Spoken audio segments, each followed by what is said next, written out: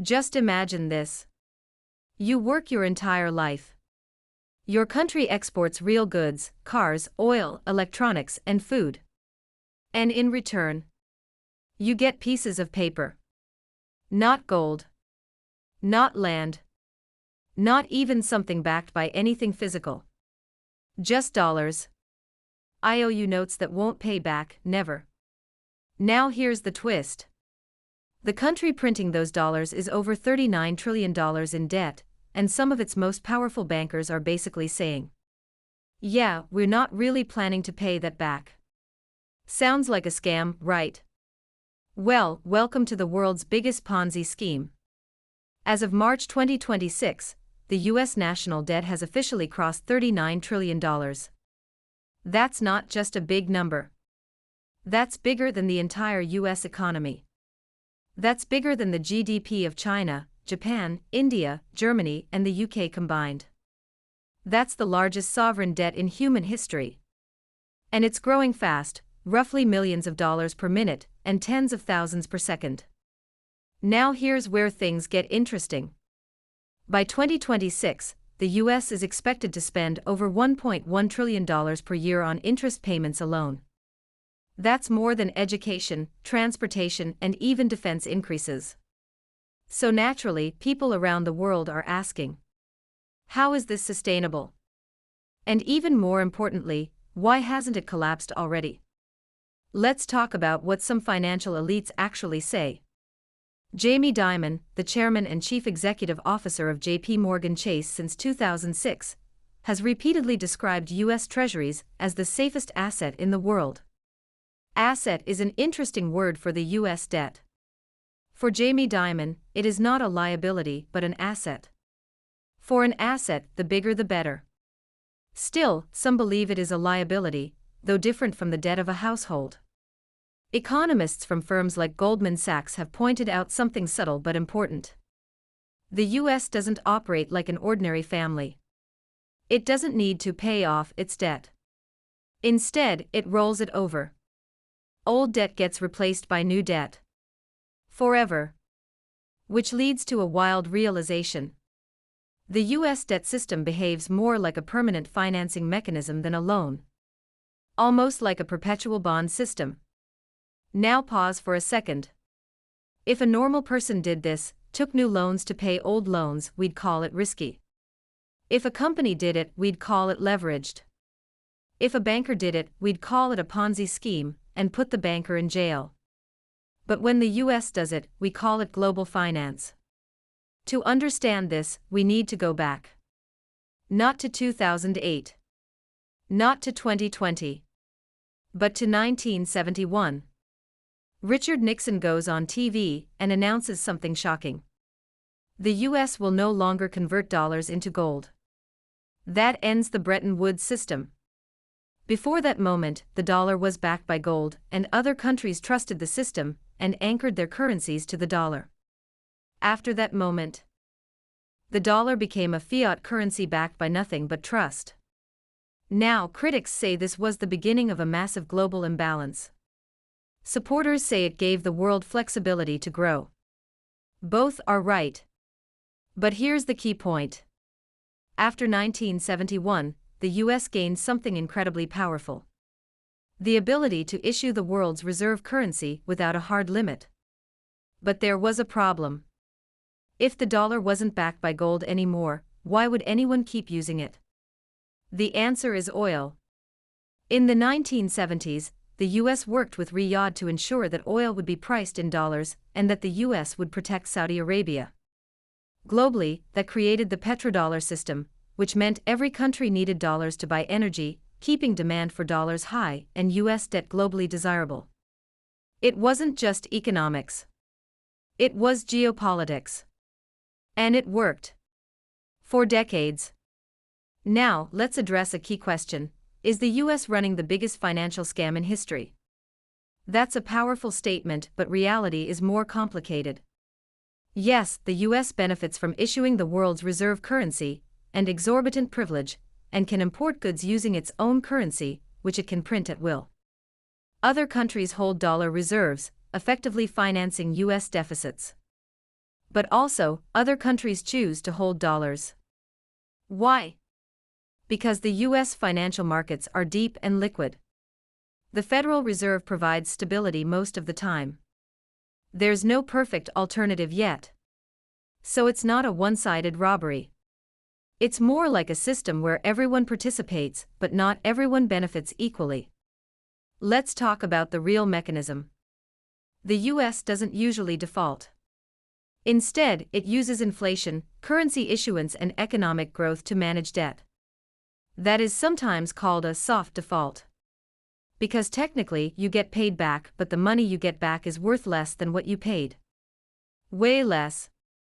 Since President Richard Nixon ended the direct convertibility of the U.S. dollar to gold in August 1971, known as the Nixon Shock, the U.S. dollar has experienced significant, long-term depreciation in purchasing power.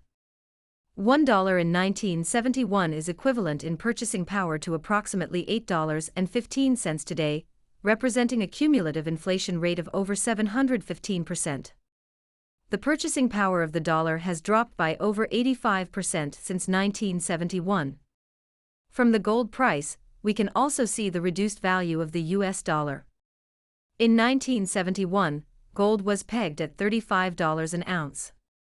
Today, the price of gold often exceeds $4,500 an ounce, reflecting a massive devaluation of the dollar against a hard asset. At the time we prepare the video, the gold price per ounce is $4,861, which means the US dollar has lost over 99% of its value since 1971. On August 15, 1971, Nixon terminated the dollar's link to gold, effectively creating a fiat currency system. Following the announcement, the dollar was formally devalued twice, once in December 1971 by 7.9% to $38 per ounce, and again in February 1973. By March 1973, major industrialized nations moved to a floating exchange rate system, leaving behind the fixed rates of the Bretton Woods era. That is where the idea of a hidden tax comes from. And yes, there is some truth here. Inflation redistributes wealth globally. As said many times in previous videos, the US dollar is backed not by trust, but by military power. There's some historical context here. The US does have the world's largest military budget, global alliances, and strategic influence, and the US Department of Defense, or the US War Department, spends hundreds of billions of dollars annually. But we cannot simply say that countries use dollars only because of military fear. That's too simple. Too naive. Reality is a mix of trust, habit, infrastructure, and geopolitical influence. Think of it like this. The dollar isn't backed by guns alone. But guns definitely play a big part. Now we get to something that shook the system. After the Ukraine war began, the US and its allies froze Russian reserves, roughly $300 billion. That sent a message. Dollar assets are not politically neutral. And that's when many countries started asking, what if we're next? Particularly China, America's biggest imaginary rival. That is why China keeps reducing its dollar reserve, now below $700 billion. Since then, we've seen real shifts. Central banks are buying more gold. Trade deals are settled in local currencies. Many countries and regions have reduced their reliance on the dollar. According to data from the International Monetary Fund, the dollar's share of global reserves has declined over time, though it's still dominant. Countries like China, Russia, India, and Brazil are experimenting with alternatives. Groups like BRICS are even discussing new financial systems. But here's the reality check. De-dollarization is happening, but slowly. Very slowly. Despite everything, the dollar still dominates trade, finance, and reserves. Why? Because replacing it is incredibly hard.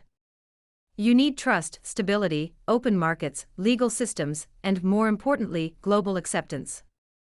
Right now, no single currency except the US dollar checks all those boxes. Not even close. Now let's look inside the US. Financial elites and the military-industrial complex have contradicting interests.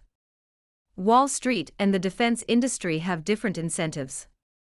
But they're also deeply interconnected. Still, the bigger issues are political gridlock, rising inequality, and fiscal pressure. The system isn't collapsing, but it's definitely under strain. Earlier, we called the dollar system a Ponzi scheme, which is indeed a little dramatic. There are some slight differences between the US dollar and a Ponzi scheme. A Ponzi requires fraud and has no underlying value. The dollar system does have real economic output, though it has diminished in the past decades. And America's taxing power does, in fact, underpin the dollar through institutional backing. So it's not a pure Ponzi. But it does rely on continuous confidence to borrow new debt to service the old ones, which is like a real Ponzi. And that's the fragile part. When most people are scared of the $39 trillion US debt, it is not the end of the world, not even the end of the dollar. In the future, we will see the US debt crossing 50 trillion, 80 trillion, or even 100 trillion. But things are changing now. Here's where things are heading. Not a sudden collapse, but a gradual shift toward multiple currencies, regional systems, and diversified reserves. So what are we really looking at? Not a simple scam. Not a total collapse. But a system built on power, trust, history, and inertia. The US dollar isn't invincible. But it's not disappearing tomorrow either. And the biggest irony: the entire world complains about the system, yet still uses it.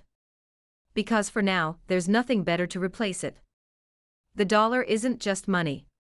It's a mirror, reflecting how power really works in the modern world. And that might be the most uncomfortable truth of all.